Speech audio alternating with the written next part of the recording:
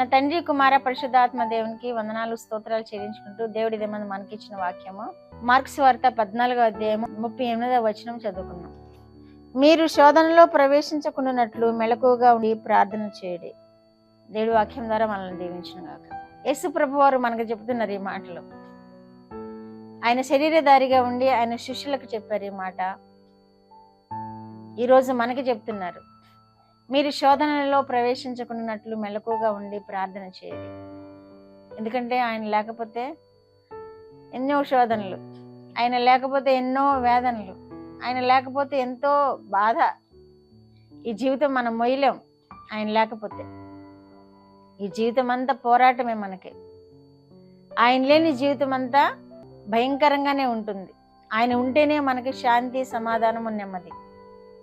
అందుకే మీరు శోధనలో ప్రవేశించుకున్నట్లు మెలకుగా ఉండి ప్రార్థన చేయడి అని సెలవిస్తున్నారు దేవుడు. చివరిగా శిష్యులను తీసుకొని కొండ మీదకి వెళ్ళి ప్రార్థన చేస్తూ ఈ మాట శిష్యులకు తెలియజేస్తున్నారు.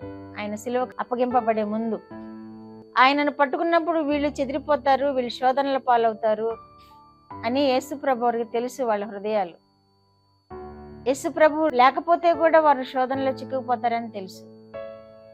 యేసుప్రభు మరణాంతరము కూడా వారు శోధనలో చిక్కుకుపోతారని తెలిసి మీరు మెలకుగా ఉండి ప్రార్థన చేయడి అంటున్నారు. మనకు కూడా ఈ మాట చెబుతున్నారు.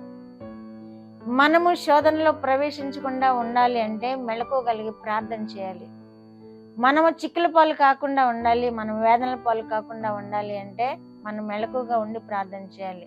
ప్రతి అంశంలోనూ మన కుటుంబ జీవితాల్లో ఎదురయ్యే ప్రతి కీడు తప్పించబడాలి అంటే, మన కుటుంబ జీవితాల్లో ప్రతి అపాయము తప్పించబడాలి అంటే, పిల్లల విషయంలో, పెద్దవాళ్ళ విషయంలో, మన విషయంలో, అందరి విషయంలో కుటుంబం అంతా క్షేమముగా జీవించాలి అంటే కుటుంబం అంతా ఏకముగా కలిసి ప్రార్థన చేయాలి. శోధనలో ప్రవేశించకుండానట్లు మెలకుగా ఉండి ప్రార్థన చేయడి అంటున్నారు దేవుడు. శోధనలు వచ్చినప్పటికీ వాటిని జయిస్తారు. ఎందుకంటే ప్రార్థనే మనకి విజయం. ప్రార్థనే బలమైనది, విజయముతో మనలను నడిపించేది. ప్రార్థనే బలమైనది, విజయముతో మనలను నడిపించేది. మరువకు సోదరా, విడువకు సోదరి, యేసుతో మాట్లాడే అనుభవము. మరువకు సోదరా, విడువకు సోదరి, యేసుతో మాట్లాడే అనుభవము. ప్రార్థనే బలమైనది, విజయముతో మనలను నడిపించేది. ప్రార్థనే బలమైనది, విజయముతో మనలను నడిపించేది. విజయంతో నడిపిస్తుంది ప్రార్థన. అందుకనే ప్రార్థన చేయండి అని యేసు ప్రభు వారు చెప్తున్నారు. మీరు శోధనలో ప్రవేశించుకున్నారు. శోధన వచ్చినా మనల్ని జయిస్తాం దాన్ని. ఎందుకంటే ప్రార్థన మనతో ఉంటుంది, విజయంతో మనల్ని నడిపిస్తుంది. మనకి ప్రార్థనే ఆయుధము. ప్రార్థనే ప్రార్థనే ప్రార్థనే. ప్రార్థన చేసిన వారందరూ ఎంతో ఘనమైన జీవితాలు జీవించారు పరిశుద్ధ గ్రంథంలో. ప్రార్థన చేయడం ద్వారా దేవుణ్ణి హత్తుకొని జీవించడం వల్ల ఎన్నో గొప్ప కార్యాలు చేశారు. ఎంతో ఘనమైన జీవితం జీవించి ఆశీర్వదింపబడ్డారు. ఇస్సాకు ప్రార్థన చేసేవాడు. ఒక శ్రేష్టమైన బిడ్డను ఆయన పొందాడు. ఆ బిడ్డ ద్వారా 12 మంది దేవునికి సింహాసనాల మీద అధిష్ఠించబడే ఒక గొప్ప జనమును ఉద్భవింపజేయబడడానికి ఆయన కారణమయ్యాడు ఇస్సాకు. ఇస్సాకు బహుగా ప్రార్థన చేసి ఆనాడు వర్ధిల్లాడు. అన్ని విషయాల్లో వర్ధిల్లాడు. ఆర్థిక సమస్యల్లో వర్ధిల్లాడు. పొలంలో పంటల్లో ఆశీర్వదింపబడి వర్ధిల్లాడు. సంతానము ఎంతో విస్తారమైన సంతానం. ఈరోజు ఇజ్రాయేల్ దేశము ఉంది అంటే ఇస్సాకు ద్వారానే ఉద్భవించింది. ప్రార్థన అంత గొప్పది.